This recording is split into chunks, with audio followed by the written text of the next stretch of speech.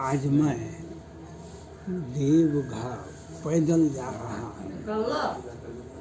आज देवघर में पैदल जा रहा हूँ। देवघर में रास्ते में अनेक तरह के बम चलते हैं। कुछ चलते हैं दंडी बम, जो पैदल ही दंड प्रणाम करते हुए जाते हैं। कुछ दंडी बम चलते हैं जो रास्ते में लेट जाते हैं और फिर उठते हैं, फिर प्रणाम करते हैं, फिर चलते हैं। सुल्तानगंज से पुलवा के पास असरगंज मासूमगंज होता है, जिसमें 3-4 पुल है। एक NH पर सड़क पर पुल है और 3 पुल जो कामरिया के लिए ही है। इस सुल्तानगंज के पुल को सड़क के किनारे कामरिया को जाने के लिए रास्ता को बंद कर दिया गया है। सभी कामरियों का बहुत बड़ा कष्ट होता है। आगे जो है यह देखा जाता है, जो सुल्तानगंज में ही रास्ता को बंद कर दिया गया है। लोगों को, कामरिया को, दंडीपन को, सभी को बहुत कष्ट होता है। इसके बाद आगे जो है मासूमगंज, असरगंज में सड़क जो है, जो आवागमन करता है कामरिया, उस पर पानी बह रहा है। उसके बाद तारापुर की सड़कों पर 5 फीट 3 फीट का गड्ढा हो गया है। रात बिरात में बम चलते हैं, लेकिन भारी कष्ट का सामना करना पड़ता है। और उसके बाद ऊर्जा मंत्री, बिहार के ऊर्जा मंत्री को क्या कहा जाए, यह कहना भी मुश्किल है। सुल्तानगंज से देवघर तक 90 किलोमीटर है।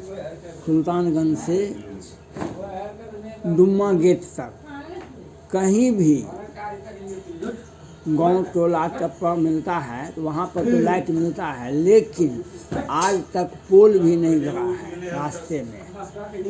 इससे पोल भी नहीं गिरा है और अंधेरे में सभी बम जाते हैं। कामरिया बम सभी जाते हैं रात में, दिन में। उसके बाद बिहार सरकार के नए मंत्री नीरज कुमार बबलू जी एक पार्क बना रहे हैं वन एवं पर्यावरण विभाग से। उनको इसके लिए धन्यवाद। लेकिन बिहार सरकार के माननीय मुख्यमंत्री नीतीश कुमार जी भी साथ में नए पथ का निर्माण किए थे, जो कामरिया पथ है। साथ में ही माननीय मुख्यमंत्री बिहार सरकार ने, नीतीश कुमार जी ने ही कामरिया पथ का निर्माण किए थे। 5 साल तक तो इनका सड़क का देखभाल अच्छा से किया गया, लेकिन आज सड़क में चाहे टंगेसर हो, चाहे मासूमगंज हो, चाहे गोगाचक हो, सब जगह गड्ढे सड़क पर है। रात में चलते हैं। अभी हिंदू धर्म के मुताबिक हिंदू हजार लोग चलते हैं, और आगे जो भगवान शिव का तिलक का होगा उसमें भी लाखों लोग जाते हैं। फिर शिव पंचमी है, फिर भोला बाबा का ब्याह है, लेकिन हजार लाख लोग जाते हैं। आप कहेंगे कोरोना महामारी ये क्षणिक है, ये 2 महीना चलेगा। लेकिन आज मैं बिहार सरकार से यह पूछना चाहता हूँ, आपने जो सड़क बनाया, जो कामरिया पथ का निर्माण किए, उस पर पुनः देखने का अधिकार आपको नहीं था। आज 15 वर्षों से उसमें लाइट नहीं लगा है, पोल भी नहीं लगा है, वायरिंग भी नहीं हुआ है। कहीं कहीं कुछ काम होता है, कहीं वायरिंग है तो कहीं पोल है, कहीं लाइट नहीं, कहीं भी नहीं है। इसके लिए ये विडंबना है बिहार सरकार का, जो आप सिर्फ और सिर्फ ऊर्जा मंत्री, ये बड़े बिहार सरकार में बड़े मंत्री में से कहलाते हैं, लेकिन इनका क्रियाकलाप इस 90 किलोमीटर में कहीं भी दिखाई नहीं पड़ता है। बिहार सरकार का ऊर्जा मंत्री कहाँ पर है, ये इस रास्ते में नहीं दिखाई पड़ता है। ये दुर्भाग्य है बिहार सरकार का। और सड़क पर 5-5 फीट गड्ढा होता है, जंगल झाड़ में लोगों का जाना मुश्किल हो जाता है, रोशनी का अभाव है। लेकिन चापाकल तो वह सावन में ही चापाकल दिखाई पड़ता है, अन्य समय में कहीं भी दिखाई नहीं पड़ता है। क्या बिहार सरकार को जलापूर्ति का व्यवस्था यही उद्देश्य है? पूरे रास्ते में सुल्तानगंज से दुम्मा गेट तक, जहाँ पर बिहार सरकार का अधिकार क्षेत्र है, वहाँ पर सभी तरह का असुविधा है। चाहे सड़क में गड्ढा हो, सफाई की व्यवस्था तो नाम मात्र का भी नहीं है। कहीं भी सफाई का बम, कामरिया बम को पैर में गिट्टी कांटा ये सब गढ़ते रहते हैं, लेकिन बिहार सरकार भूल करके भी नहीं देखते हैं। और दुर्भाग्य तो यहाँ सुल्तानगंज में है, 3 पुल में आवागमन करने में कांवरिया को भारी कष्ट का सामना करना पड़ता है। दंड प्रणाम कैसे लोग देंगे, ये मैं बिहार सरकार से पूछना चाहता हूँ। जहाँ पर हजार लाखों लोग अभी भगवान शिव का तिलक लेके जाएगा, फिर समस्तीपुर से दरभंगा नेपाल तक के लोग आएंगे, लेकिन बिहार सरकार का सारा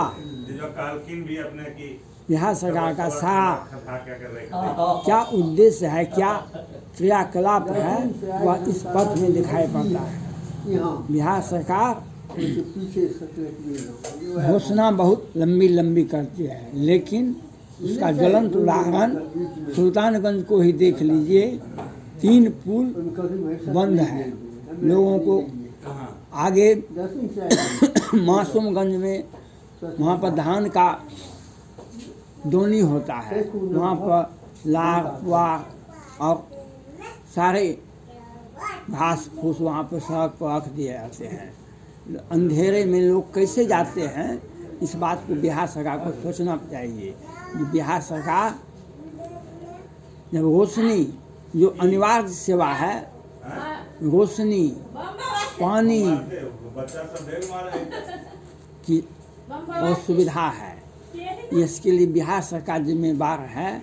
जो अनिवार्य सेवा है, पथ का अतिक्रमण कर लिया है वहाँ का स्थानीय लोग। गड्ढे में, सड़क में गड्ढे बड़े हैं। टंकेश्वर में तो 5 फीट 8 फीट पानी का बहाव जो हुआ है, उसमें 5 फीट 8 फीट गड्ढा हो गया है, और उसमें कैसे बम जाएंगे। और अभी लाखों लोग भोला बाबा का तिलक का चढ़ाने के बहाने में पूजा करने जाएंगे, लाख, लेकिन अंधेरे में लोग गिर जाएंगे। लेकिन बिहार सरकार को देखने का फुर्सत भी नहीं है, क्योंकि बिहार सरकार को यह सोचना चाहिए, यह वही बाबा बैद्यनाथ हैं और बासुकीनाथ हैं। आपके से अच्छा बेहतर सेवा तो झारखंड सरकार करती है। यहाँ पर दुम्मा गेट से देवघर तक सब जगह लाइट, पानी का व्यवस्था है। लेकिन बिहार में 90 किलोमीटर सुल्तानगंज से दुम्मा गेट तक, दुम्मा में झारखंड सरकार ने गेट बनाया था। उसके आगे पहले ही आप अगर नेपाल गए होइएगा, नेपाल में बस से गए होइएगा तो चटही के बाद नो लैंड आता है, जो 2-4 किलोमीटर पैदल चलना, वहाँ नो लैंड बना दिए। बिहार सरकार ने गेट का निर्माण कर दिए। जब झारखंड सरकार ने गेट का निर्माण किया तो बिहार सरकार ने क्यों किया? लेकिन गेट का निर्माण हो गया, लेकिन सफाई, स्वास्थ्य और रोशनी, जलापूर्ति, इसकी कहीं भी रास्ते में कहीं भी व्यवस्था नहीं है। इसकी संबंधित विभाग के मंत्री और संबंधित विभाग के पदाधिकारी को थोड़ा सा भी सोच विचार नहीं है। जो कागज पर ही घोटाला करने में ये लोग महसूल करते हैं। इनको घोटाला करने से ही मतलब है।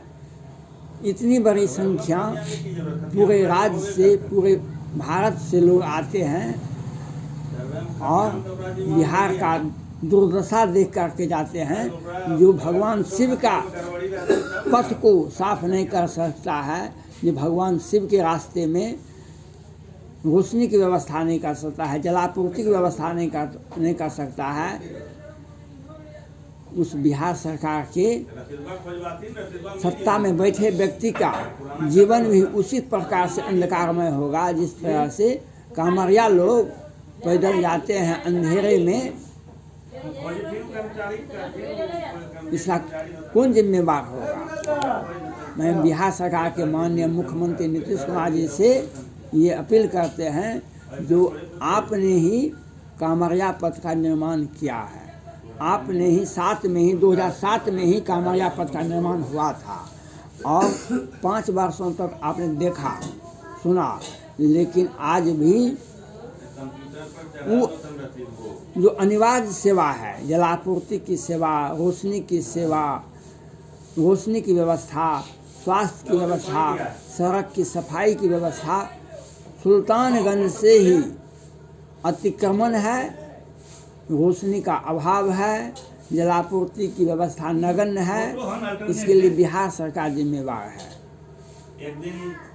और आप घोषणा करते हैं भारत सोचेगा कभी, उससे अधिक हम बिहार विकास करता है। यह आपको यह बात याद तो होगा, जब चीफ जस्टिस सुप्रीम कोर्ट दीपक मिश्रा जी भी थे, वे भी देवघर बासुकीनाथ आए थे।